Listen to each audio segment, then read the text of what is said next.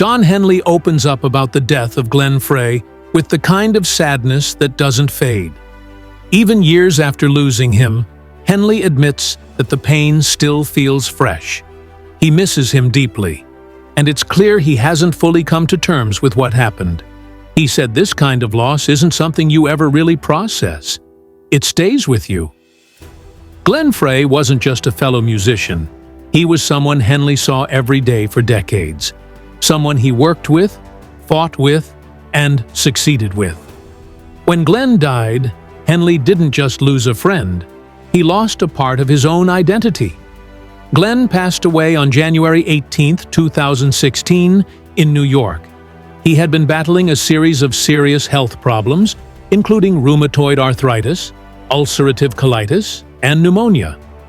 For a while, it looked like those issues were being managed. But toward the end of 2015, things took a sharp turn. His condition got worse quickly. Despite the signs, it still felt sudden. The band had to cancel several plans, including a tribute performance at the Kennedy Center Honors. Glenn's death brought everything to a halt. Henley stayed silent at first. When he finally spoke, his words were short and powerful. He didn't use dramatic language or emotional speeches. Instead, he wrote, "He was like a brother to me. We are family. Our bond of 45 years has never faded." That simple message said more than pages of tribute ever could. And in every interview after, he returned to the same idea. Their relationship was built on trust, even when they disagreed. It was deeper than music. It was personal. For Don Henley, Glenn Frey was the spark that ignited the Eagles. He was the one with the plans, the energy, and the vision. Henley described him as the man who always had a plan. Without Glenn, there would be no Eagles. Their entire journey was built together. From their first meetings in the early 1970s, their connection shaped everything that came after. That connection never disappeared. Even after Glenn's passing, Henley struggled with the silence left behind. When he performs today, especially during songs tied closely to Glenn, Henley often falls quiet. He doesn't try to replace him with words. Instead, he leaves a pause, a moment of silence, as if waiting for Glenn to walk back on stage. Now, Glenn's son, Deacon Frey, sings many of his father's songs during live shows. One of them is "Take It Easy," a song deeply connected to Glenn. Every time Deacon steps forward to perform it, Henley looks toward the side of the stage, almost like he's still expecting to see Glenn there, ready with his guitar and that familiar voice. Deacon doesn't replace his father. No one could. But he helps Henley keep that connection alive. Since Glenn's death, Henley has changed. He's stepped away from most public events. He doesn't speak about the future of the Eagles the way he used to.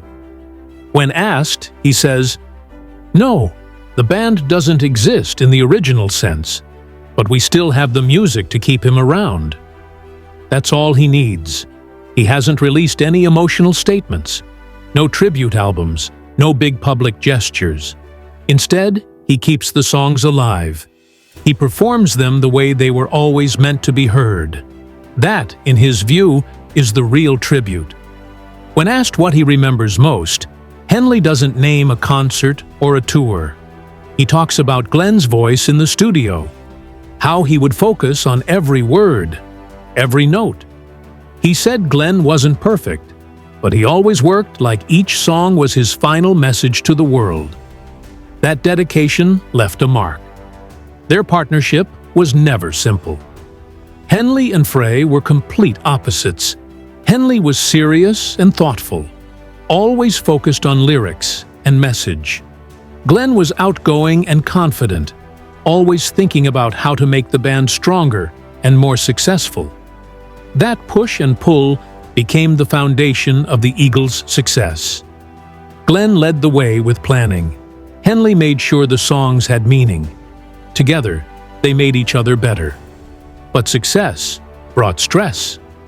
After the massive popularity of Hotel California in 1976, the pressure was enormous. The band was suddenly a global name. With that came tension.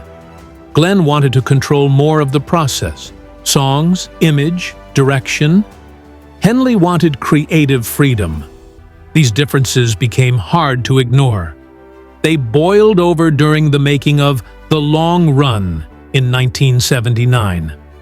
Don Felder, the Eagles' lead guitarist, wrote a book years later describing Henley and Frey as rulers of a musical dictatorship. He said other band members had no say. Felder was eventually fired in 2001 after fighting over tour money. Though the legal case was settled privately, it showed something important.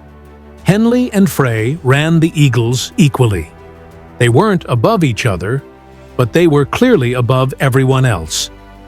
Frey once admitted that his rivalry with Henley was real, but he didn't see it as a bad thing. He believed that competing with Henley made both of them better.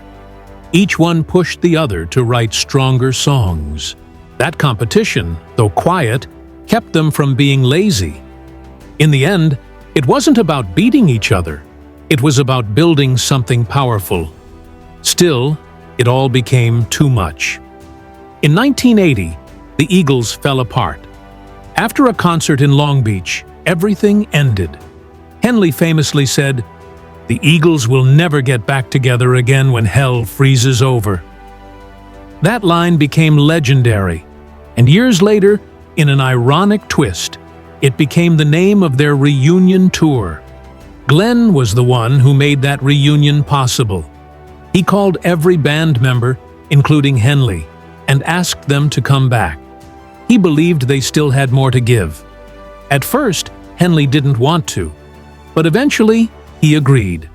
The tour was a massive success. It was more than just business. It was a chance to heal. The two men who once argued over every detail now worked side by side with respect. They still had disagreements, but they no longer fought like before. Henley later said that Glenn was the one who never gave up on the Eagles. Even when others walked away, Glenn stayed. When he died, it wasn't just the end of a friendship.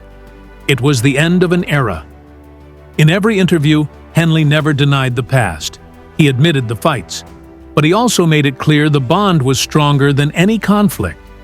Their story began in Los Angeles. Henley moved there from Texas. Glenn came from Detroit. They met at the Troubadour, a famous music club. Both were young, hungry musicians. They were hired as backup for Linda Ronstadt's tour in 1971. That tour changed everything. They realized they had the same musical vision. Soon after, they formed the Eagles. They brought in Bernie Leadon and Randy Meisner. From the start, Glenn took the lead in organizing things. Henley focused on lyrics and depth. That balance shaped their sound. Their early songs like Take It Easy and Witchy Woman defined a new genre, a mix of country, rock, and California soul. Glenn pushed the band forward. Henley kept it grounded. Together, they created not just music, but a movement. Albums like Desperado showed they could go beyond hits. They could tell stories.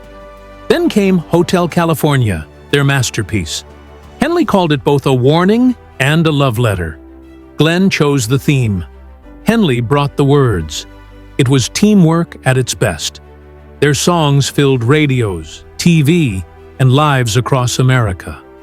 From 1971 to 1980, they weren't just partners.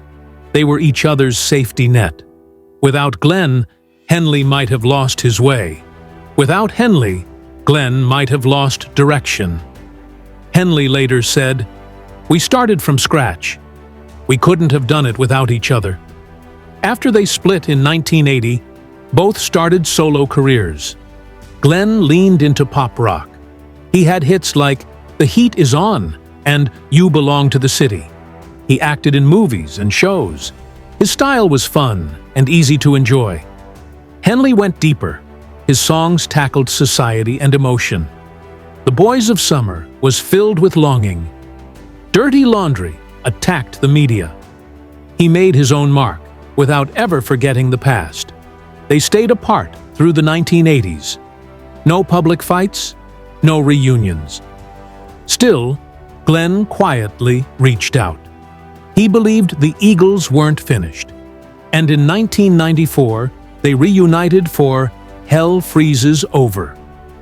That moment proved they were bigger together than apart. They worked side by side again for over 20 years. Glenn stayed in charge of planning. Henley made sure the music stayed strong. They were older, wiser, and no longer needed to prove anything. They had already done it all. Their last studio album, Long Road Out of Eden, came in 2007. After that, they slowed down. But they kept touring. Millions came to see them. The bond between them now wasn't just music. It was a legacy. After Glenn died, Henley became the face of the band. He didn't rush to replace him. He brought in Deacon Frey and Vince Gill, not as substitutes, but as a way to carry the spirit forward. Henley said Deacon was there to keep his father's memory alive, not to fill the space, but to keep it warm. At every show, Henley stays quiet. He doesn't explain. He lets the music do it. When Deacon sings "Take It Easy," or when old videos of Glenn play, the crowd feels it. It's not about the past, it's about the feeling that never left. In 2024, the Eagles performed in Las Vegas at Sphere. Just 8 shows made over $42 million. Henley is still leading. Nearing 80, he's not doing it for fame. He's doing it so Glenn's work is never forgotten. The power struggles are gone. Henley makes the final calls now. Not as a leader trying to control, but as a man trying to protect something sacred. Glenn once did that. Now it's Henley's turn. By 2025, the Eagles may never release another album. But that's not what matters. The music they made is enough. It still plays. It still moves people. And Glenn is still there, in every note.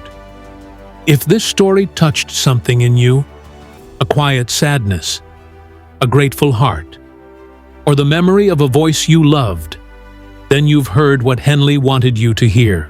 Some friendships last longer than life. Some songs never fade. And some names, like Glenn Frey, are forever written in the music that never stops playing.